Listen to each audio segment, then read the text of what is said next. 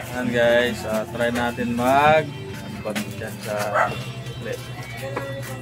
Sa ano, sa tilapia.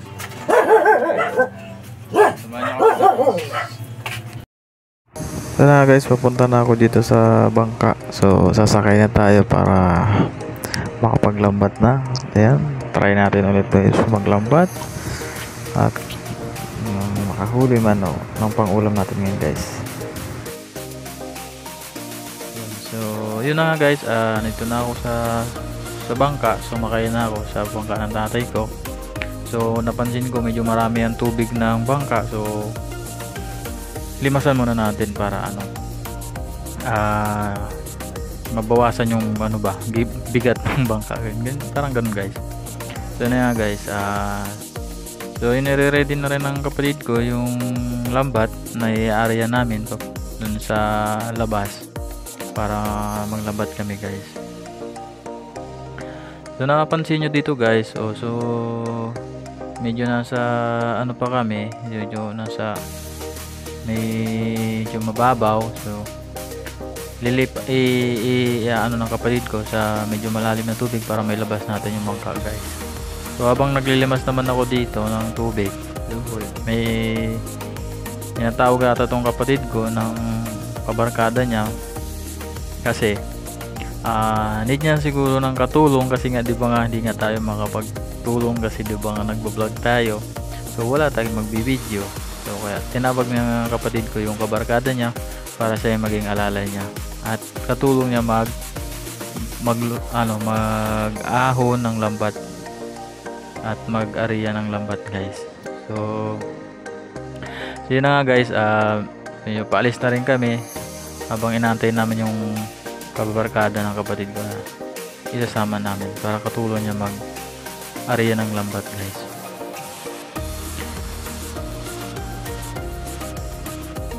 Syempre guys, huwag nyo naman kalimutan guys, pindutin ang notification bell and subscribe nyo naman ang ating channel guys at mag-comment yung gusto nyo comment nyo guys. Yan lang guys, and maraming salamat sa inyo guys and samahan nyo kami guys, maglambat tayo ngayon at tingnan natin yung tulay dito guys na ginagawa dito sa Maliksi mula coastal hanggang Island Cove. So tingnan natin guys kung ano na ba ang nangyayari sa ginawa nilang tulay dito sa 2 taon na lang nakalipas guys.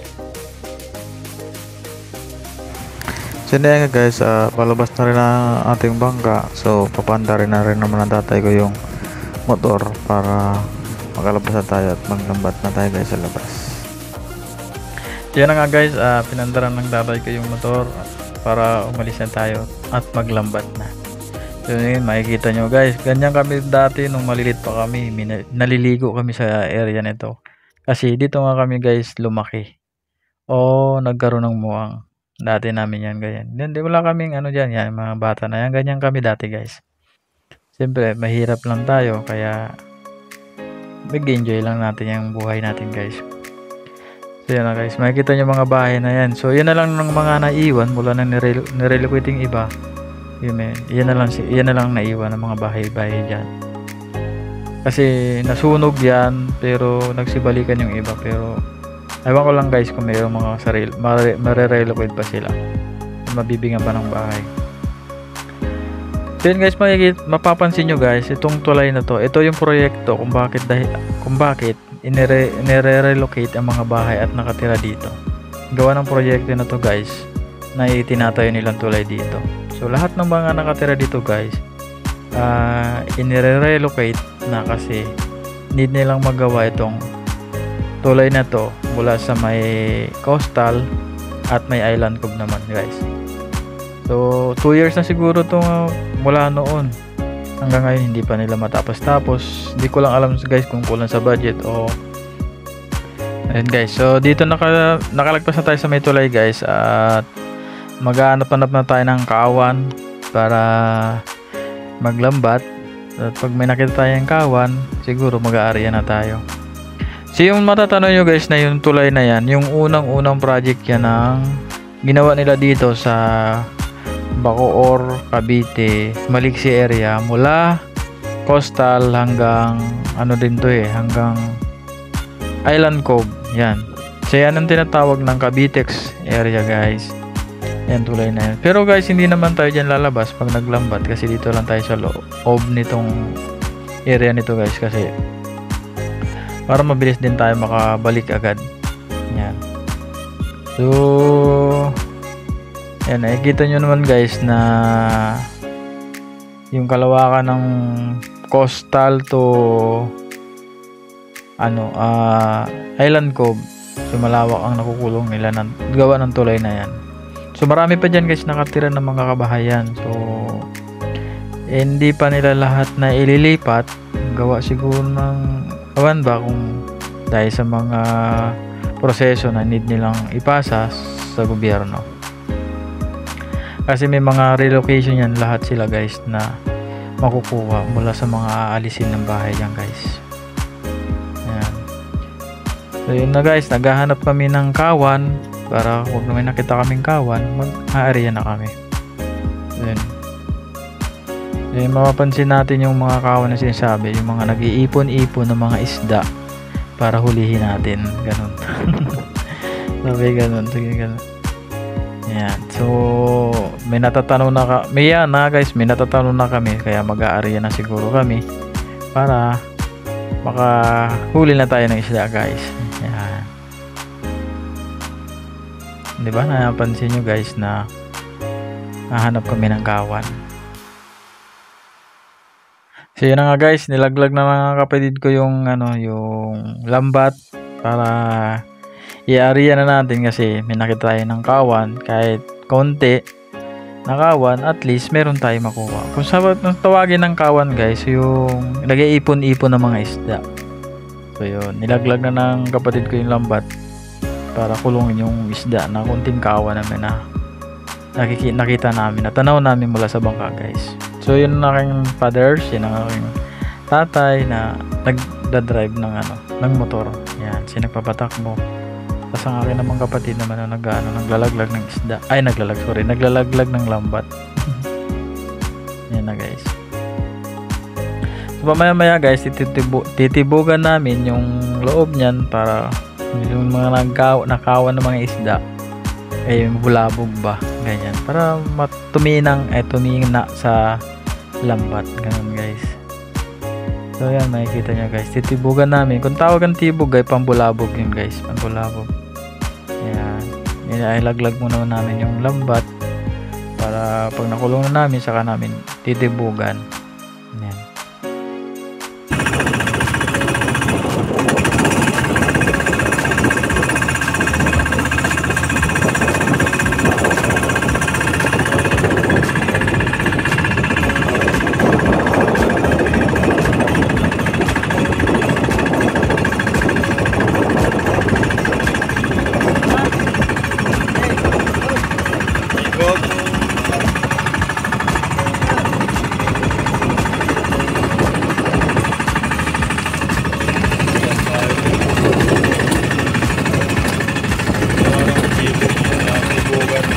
Kailangan tibugan guys ng loob ng kulungan.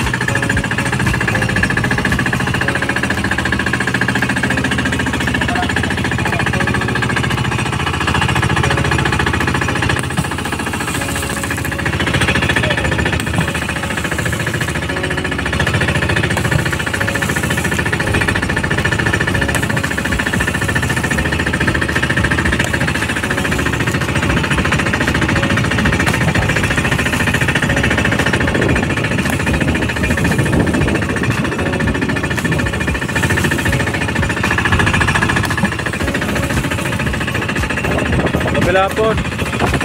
Kabila.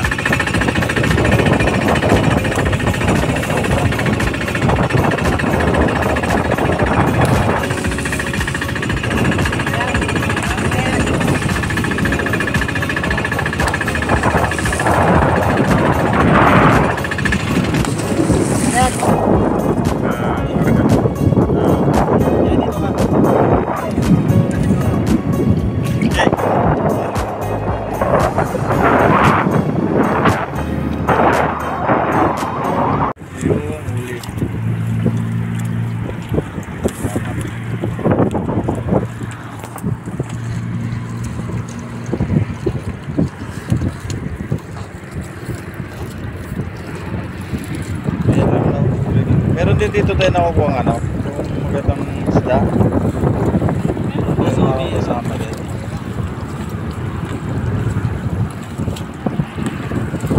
Ano yan? Lang.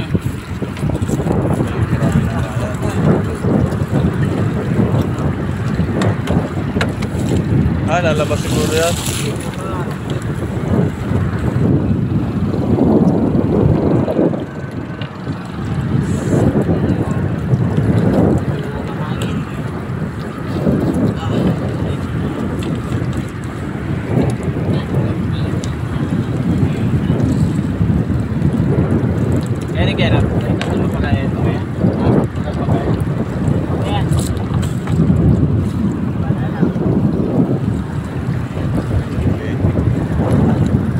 Tilapia, no? Pero may ipon yun po, kanina. Dami.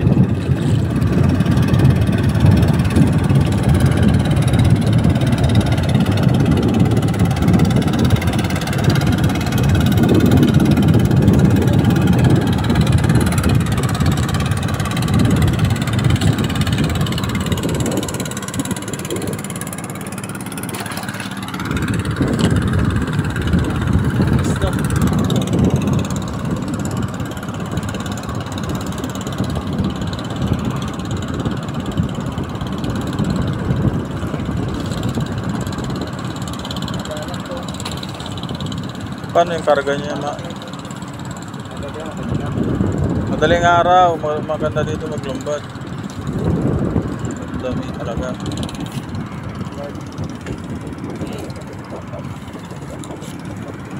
Talakita ka. Maliit lang. Pero maganda na yan.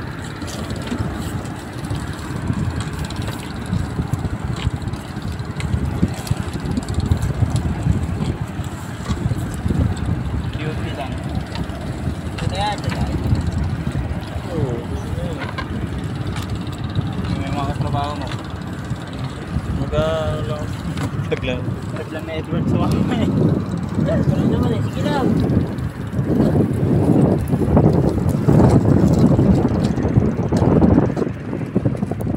Okay na yan po.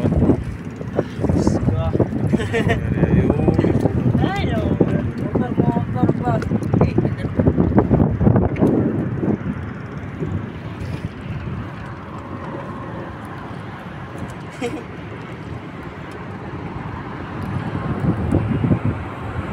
Kaya pala sinunog yun kasi matasagasaan yung coastal na yun.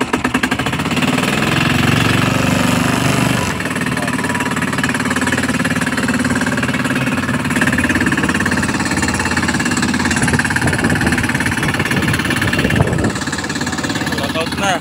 Shoutout! YouTube! YouTube to eh.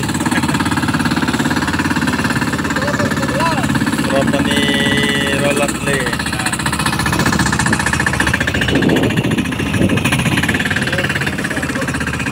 Siya po.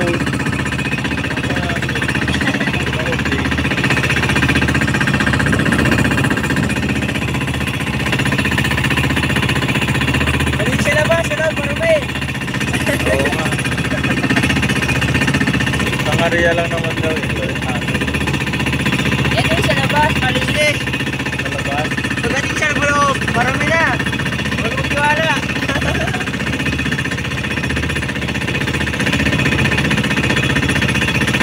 Nila trabahuin yung mga yan.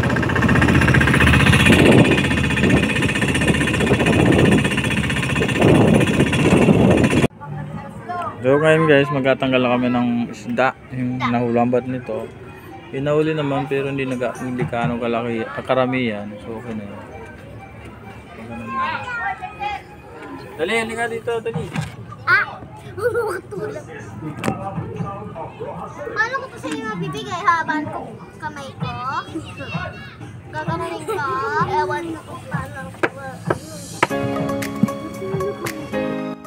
So yan na nga guys, so hanggang dito na lang ating video. So huwag naman natin kalimutan mag-subscribe and pindutin ang notification bell. And maraming salamat sa inyo guys. So patapos na rin kami dito. So, tinatanggal namin isda sa lambat. Need kasi natin matapos to kasi maglalambot sila mamayang gabi, madaling araw. Ayun. So hanggang dito na lang guys, and maraming salamat sa inyong lahat. Thank you for watching sa inyong lahat.